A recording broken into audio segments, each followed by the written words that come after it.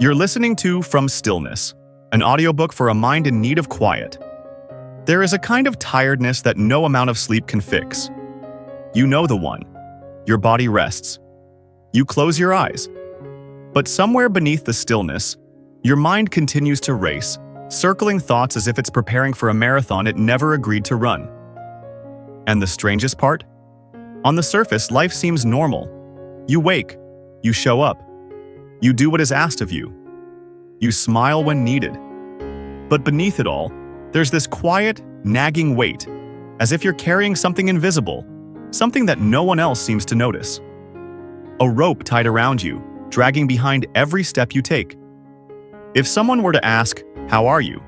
your answer would likely be the safe one, "I'm fine." Not because it's the truth, but because it's easier than trying to explain a kind of exhaustion that even you can't fully name.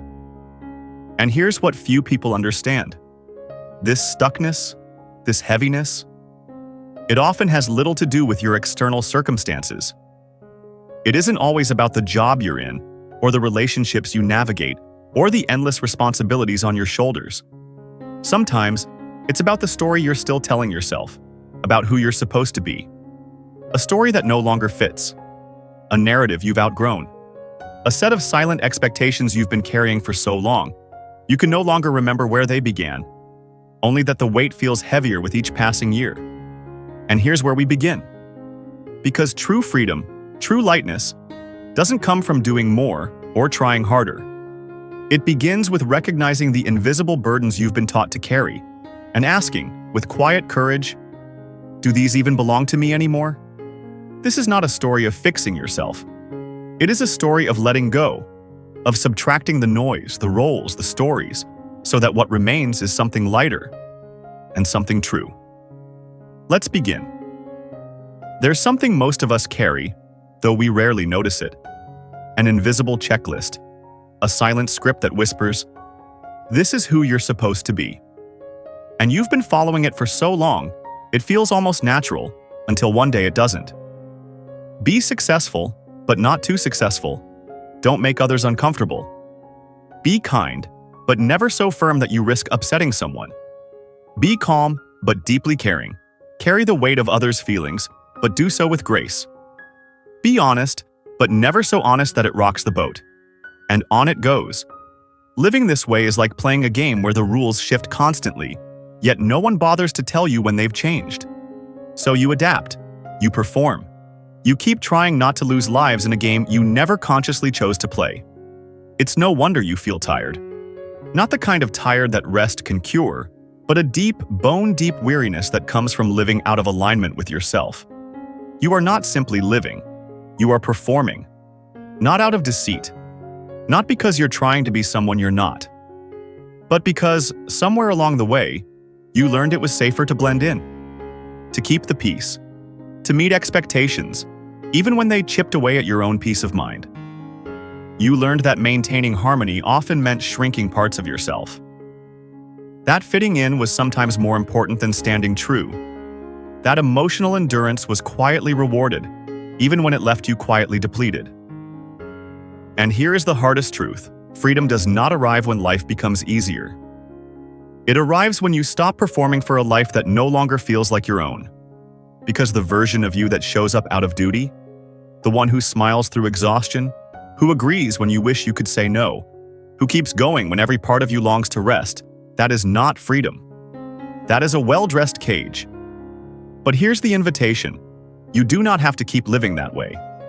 You can begin, gently, to notice the checklist you've been following, and to question it. You can begin to ask, with quiet honesty, does this serve me? Does this reflect who I truly am? And from that awareness, space begins to open. Space to breathe. Space to move differently. Space to begin living not as a performance, but as yourself. Most of us were never taught how to stop. Not how to leave a draining job.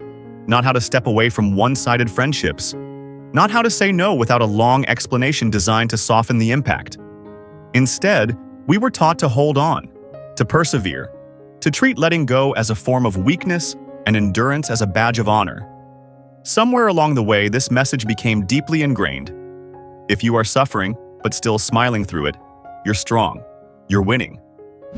But here's the truth few speak aloud. There is no prize for emotional endurance, no trophy for carrying what no longer belongs, only chronic tension, and the quiet ache of wondering why life feels so heavy. You may think you're holding on to just one or two things, a role, a relationship, an old dream you've quietly buried under maybe someday, but more often, it's not one big thing. It's a collection of small things.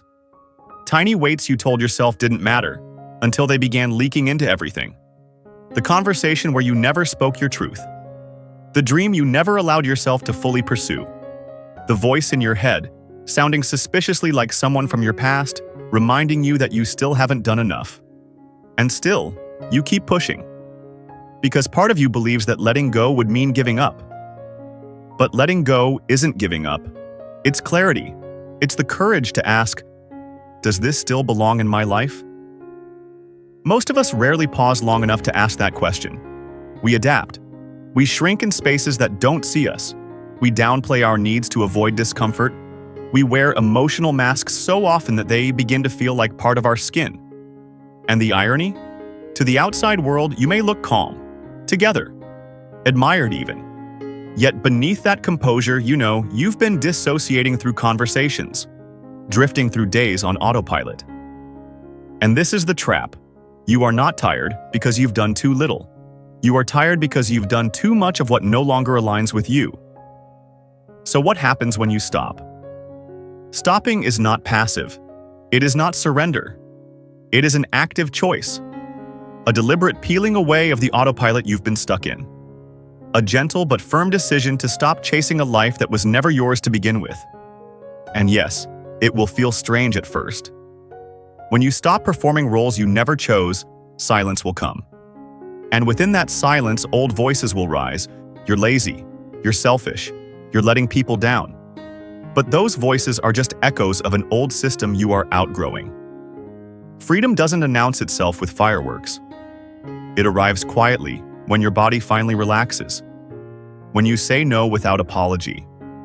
When you realize the world doesn't fall apart because you stop trying to hold it together. It shows up when you can sit alone in a room and not feel like you're failing. When your worth is no longer measured by how much you can endure. When peace becomes a non-negotiable, not a weekend luxury. This is the subtle power of letting go. It is not about achieving more. It is about subtracting. Subtracting what no longer serves. Subtracting the roles you never chose. Subtracting the obligations you inherited but no longer wish to carry. Because when you do, life does not collapse. It rises, lighter, clearer, more aligned with who you truly are.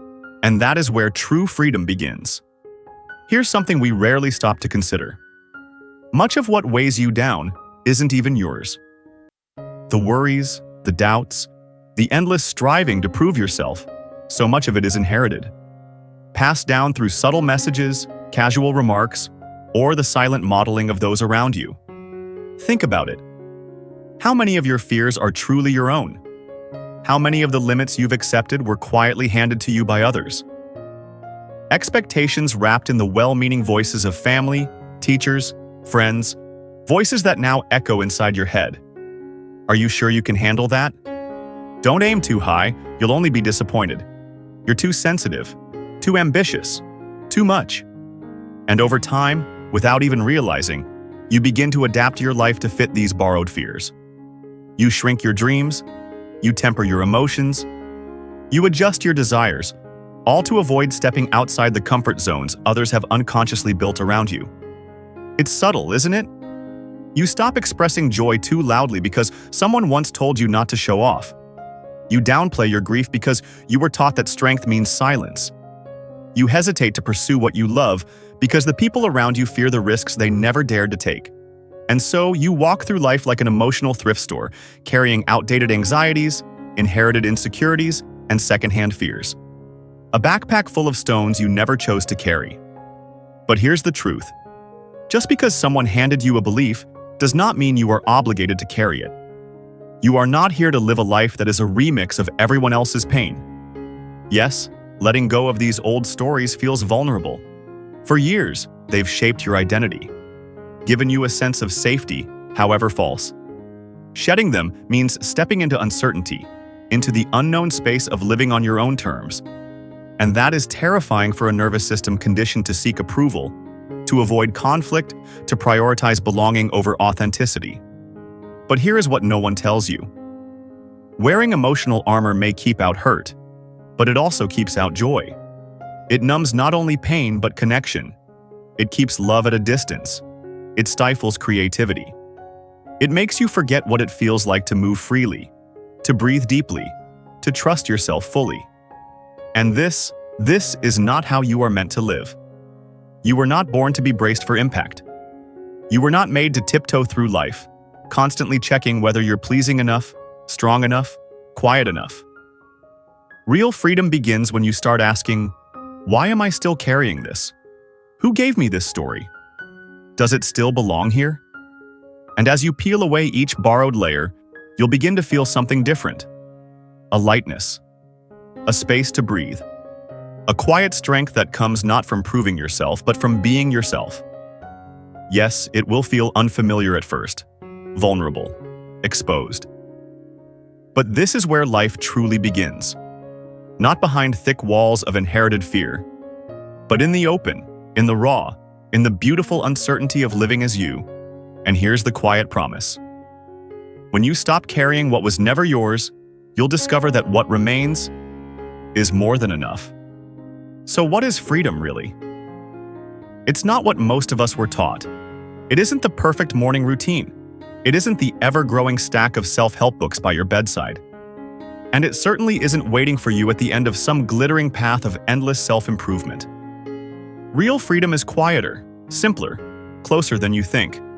It often arrives not with a grand breakthrough, but with a quiet moment of relief when you finally realize, I no longer need to carry this. Freedom begins when you stop performing, when you stop filtering every word and every choice through the lens of approval, when you stop chasing a version of success that leaves you hollow. It's in the subtle shifts. When you no longer replay old conversations in your mind, trying to find the perfect comeback. When you no longer hold your breath, waiting for life to fall apart, and instead trust that even if it does, you will rebuild. It's the moment you stop believing that struggle defines your worth.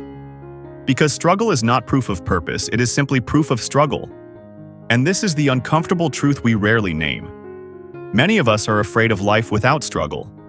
Because when you stop striving, stop proving, stop filling every space with noise, what's left? Empty space. And to someone used to chaos, that emptiness can feel unbearable. But emptiness is not failure. It is clarity. It is peace. It is the space where your real self can finally breathe. And in that space, you will meet the version of yourself you've been avoiding, the one who is vulnerable, uncertain, beautifully imperfect. But here's the quiet secret. That version is exactly who you need to know. Because the moment you stop pretending to have it all figured out, the world no longer expects you to. And in that release, life begins to flow again. Not controlled, not forced, but real. You will rest without needing to earn it. You will love without guarding your heart. You will take up space without apology. Freedom is not something you fight for. It is something you allow. And when you do, when you let go of the roles you never chose, the obligations that were never yours, the borrowed fears you've been carrying, life does not collapse. It expands. It rises to meet you. It reveals what was always waiting beneath the layers, a life that feels true. So here is your quiet invitation. Stop chasing. Stop proving. Stop performing. Come home, to yourself. To the version of you who no longer needs to impress the world to feel worthy. To the one who can finally breathe and simply be. That is where freedom lives, and it's been quietly waiting for you all along. And so, if there's one truth to carry with you now, let it be this. Freedom was never about becoming more. It was always about releasing what no longer belongs. You do not have to fight. You do not have to prove. You do not have to carry the weight of other people's stories. You are allowed to choose peace. You are allowed to rest. You are allowed to be fully, quietly, unapologetically yourself. And when you do, you'll discover life has always been waiting to meet the real you. Take care of yourself. Move gently. And I'll see you here again, in the stillness.